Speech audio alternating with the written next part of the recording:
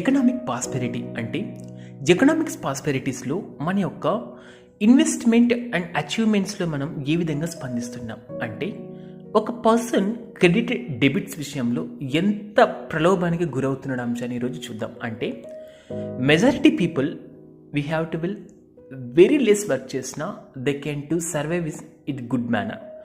But some people they can to earn too much of thing bike it some more default not సఫిషియెంట్గా వాళ్ళకు సరిపోవడం లేదు. అంటే ఇక్కడ మనకు మెయింటెనెన్స్లో ఎక్కడ ప్రాబ్లం వచ్చింది, మరి మెజారిటీ పీపుల్స్ యొక్క ఈ ఎకనామిక్ స్పెండింగ్స్లో వాళ్ళ యొక్క ఇంటి నుంచి ఈవెన్ బిజినెస్ వ్యవహారాల వరకు ఎందుకు ఇంత తర్జన భర్జన అవుతున్నారు, ఈవెన్ గవర్నమెంట్ ఇంటర్నేషనల్ యొక్క ఇష్యూస్ మీద కూడా ఈ బ్యాంకింగ్ యొక్క సెక్టర్స్ ఎందుకు ఇలా తీవ్ర ప్రభావితమవుతుందో ఈరోజు చూద్దాం.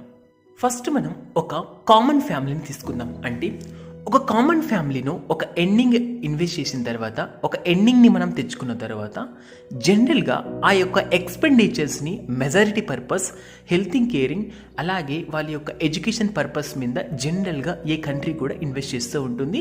ఇది జనరల్గా ఏ ఫ్యామిలీలోనే కూడా జరుగుతూనే ఉంటుంది. అంటే ఇక్కడ మనకు గ్రాస్ డొమెస్టిక్ ప్రైస్ అంటే జీడి స్థూల జాతీయోత్పత్తి అనేది ఎంత గణనీయంగా ఇండియన్స్లో ఉందనేది కూడా చూద్దాం. అంటే ఇక్కడ మన ఎక్స్పెండిచర్ ఒకరి కంపారిజన్ చేసుకుంటే ఫస్ట్ మనకు ఉన్న హ్యాబిట్స్లో మెజారిటీ పర్సన్ ఫర్ సపోజ్ ఒక ఫ్యామిలీ మనకు ఒక 50K ఎండింగ్ చేస్తున్నప్పుడు వాళ్ళ ఇంటిలో ఉన్నటువంటి బ్యాడ్ హ్యాబిట్స్ అంటే లైక్ అదర్ పర్పస్ని ఈటింగ్ చేయడం, లేకపోతే బ్యాడ్ హ్యాబిట్స్ వల్ల లైక్ డ్రింక్ అలవాటు ఉండడం, దీంతోపాటు మనకు అన్నెసరీగా మనకు మెడికల్స్ ప్రాపర్టీస్ తీసుకోవడం, ఇలా కెమికల్ ఇంటాక్సిఫికేషన్స్, అన్నెసరీ ఫుడ్ మనంగా జనరల్గా హై కాస్ట్ ఆఫ్ థింగ్స్ని లోపల వేసేయడం వల్ల అకాడక స్టేజ్లో మనకు హెల్త్ ఇష్యూస్ వచ్చి తిరిగి మళ్ళీ హాస్పిటల్కి వెళ్తాం. అంటే ఫుడ్ కోసం ఒక 10-20K రిమైనింగ్ ఖర్చు పెట్టి అందులో రిమైనింగ్ 20K ఇంకా హాస్పిటల్ హెల్త్ ఇష్యూస్కి సరిపోతుంది. అంటే పర్పస్ ఏంటి ఇక్కడ మనకు ఫస్ట్ మనం మన యొక్క ఫుడ్ మీద